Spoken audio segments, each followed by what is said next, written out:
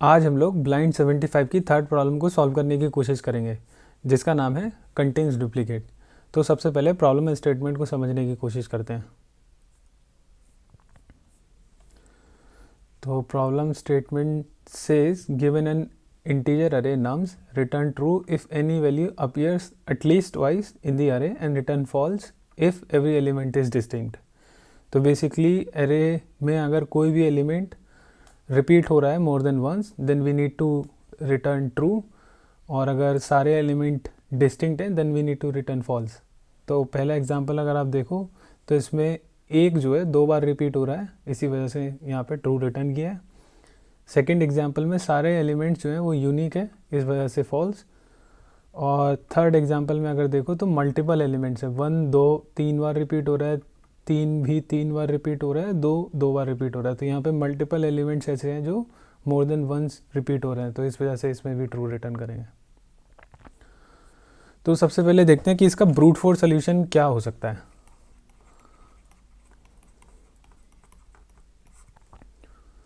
तो brute force solution, क्योंकि हमें ये पता करना है कि कोई भी 2 एलिमेंट ऐसे हैं जो सेम हैं, मतलब अगर कोई element more than once repeat हो रहा है, हमें ये फाइंड आउट करना है रिपीट हो रहा है। तो हम ये कैसे फाइंड आउट कर सकते हैं? कोई भी ON² टाइम अप्रोच को लगा के हम लोग चेक कर सकते हैं कि अगर कोई भी पेयर जिनमें वैल्यूज़ अगर सेम है, तो हम लोग बोल सकते हैं कि अगर उन पेयर में जो वैल्यूज़ हैं वो सेम है, दैट मीन्स ये एलिमेंट जो है रिपीट हो रहे हैं। तो उस केस में हमारा जो स्पेस टाइम कॉम्प्लेक्सिटी होगा वो ON² रहेगा, और स्पेस कॉम्प्लेक्सिटी क्या होगा? O1, क्योंकि हम लोग उस केस में कोई एक्चुअली में एक्स्ट्रा स्पेस एलोकेट करने की कोशिश नहीं करेंगे। तो इसको पहले एग्जांपल पे देखने की कोशिश करते हैं। तो 1 2 3 1, तो इसमें पेयर्स क्या होंगे? 1 2 1 3 एंड 1 1। तो यहाँ पे अगर देखो तो ये पेयर में एलिमेंट्स जो है रिपीट हो रहे हैं, तो हम लोग इस केस में ट्रू रिटर्न कर देंगे। करेक्ट, मतलब पेयर्स तो और बहुत सारे बनेंगे, जैसे 2,3 2,1 एंड देन 3,1। आते हैं सेकंड एग्जांपल पे, 1 2 3 4। इसमें पेयर्स क्या क्या बनेंगे? 1 2 1 3 1 4 2 3 2 4 एंड 3 4। अगर यहाँ पे देखो तो कोई भी एलिमेंट, कोई भी पेयर में 2 एलिमेंट जो हैं सेम नहीं है, दैट मीन्स यहाँ पे कोई भी एलिमेंट रिपीट नहीं हो रहा है, तो हम लोग रिटर्न कर देंगे इस केस में फॉल्स। और जो थर्ड वाला केस था 1 1 1 3 3 एंड समथिंग समथिंग, तो यहाँ पे अगर हमारे ऑलरेडी पहला पेयर ही 1,1 है, तो हम लोग रिटर्न कर देंगे फॉल्स ट्रू, क्योंकि यहाँ पे पहला पेयर में ही एलिमेंट्स रिपीट हो रहे हैं। ठीक है, तो इस अप्रोच को लिखने की कोशिश करते हैं सबसे पहले। चलो, तो अगेन सबसे पहले क्या करेंगे? साइज लेंगे, उसके बाद में हम लोग एक लूप लिखेंगे, करेक्ट, और उसमें देखेंगे कि हमारे जो 2 एलिमेंट्स हैं क्या वो सेम है। तो नम्स ऑफ, यानी इसको यहाँ से ना स्टार्ट करेंगे, क्योंकि हमें आइटरेट ओवर यूनिक पेयर्स करना है, आइटरेट ओवर यूनिक पेयर्स। तो यहाँ पे हम चेक करेंगे if nums of I equals to nums of J, then return true, otherwise we will return false. तो अगर यहाँ पे मैं देखूँ, देखते हैं, ये तो टेस्ट केसेस पास हो रहे हैं, अब सबमिट करके देखते हैं।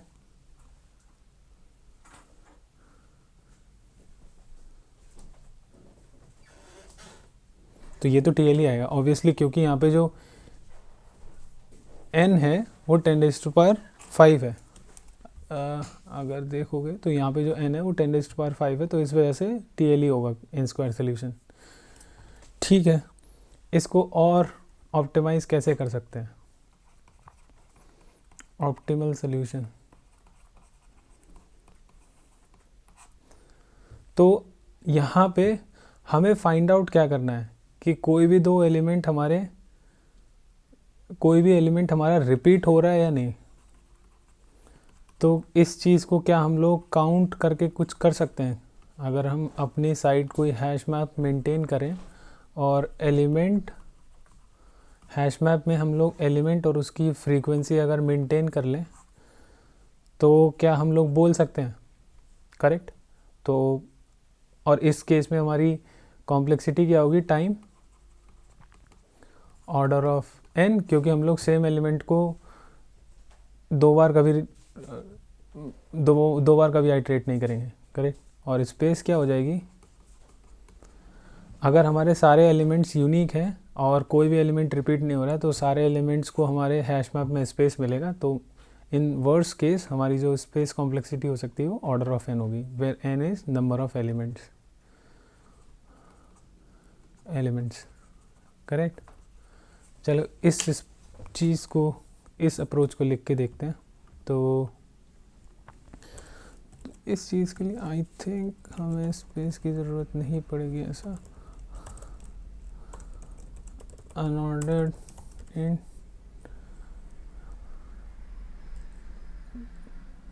कंटेनर। करेक्ट। उसके बाद में हम लोग आइटरेट करेंगे अरे के ऊपर if container dot find is not equal to container dot end, then return true, return false, और हम लोग container dot x equals to 1। तो यहाँ पे हमने क्या किया कि एक अनऑर्डर्ड मैप को लिया, बेसिकली एक हैश मैप लिया जिसमें हम लोग उसका, तो फर्स्ट हमारा एलिमेंट, सेकेंड फ्रीक्वेंसी। हम लोग इसको ऐसे भी कर सकते हैं, मतलब फ्रीक्वेंसी भी काउंट कर सकते हो, क्योंकि हमें जस्ट ये चेक करना कि ये एलिमेंट रिपीट हो रहा है या नहीं, तो उसको बस इंसर्ट करना सफिशिएंट था, बट हमने फ्रीक्वेंसी भी मेंटेन कर ली। तो अगर वो एलिमेंट एग्जिस्ट कर रहा है उस कंटेनर में, दैट मीन्स ये ऑलरेडी रिपीट हो चुका है, तो हम लोग रिटर्न कर सकते हैं ट्रू, अदरवाइज रिटर्न कर सकते हैं फॉल्स। अब देखते हैं इसमें, ये तो चल रहा है, ठीक है, ये तो पास हो गया। इसको किसी और तरीके से सॉल्व कर सकते हैं क्या? आई थिंक सेकेंड अप्रोच हो सकती है, क्योंकि मुझे बस इतना पता करना है कि कोई एलिमेंट रिपीट हो रहा है या नहीं, रिपीटिंग और नॉट। तो अगर मैं मेरे इनपुट को सॉर्ट कर दूं इंक्रीजिंग और डिक्रीजिंग ऑर्डर में, तो उसके बाद में मैं क्या चेक कर पाऊँगा?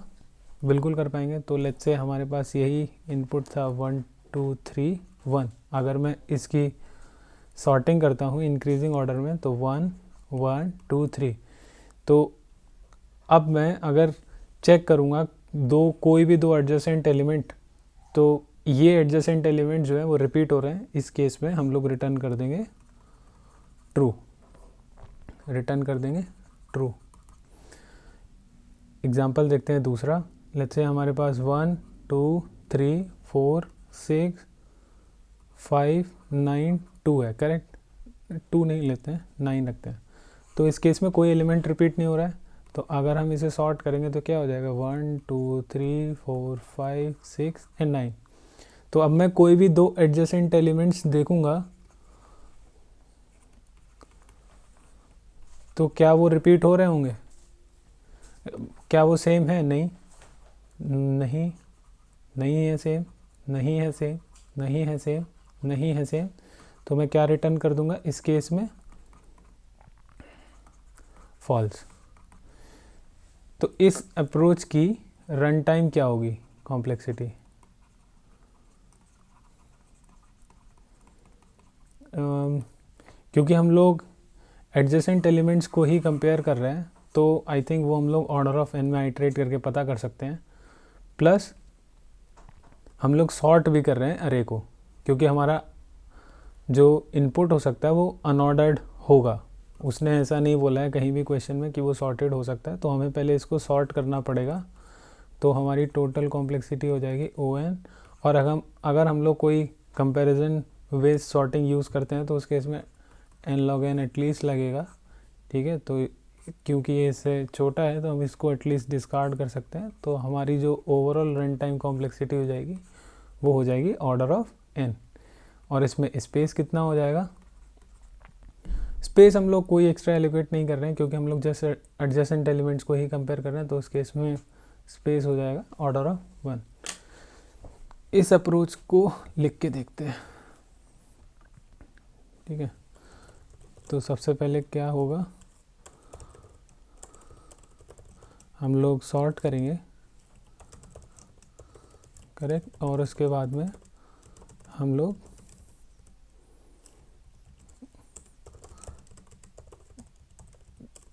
कंपेयर करके देखते हैं।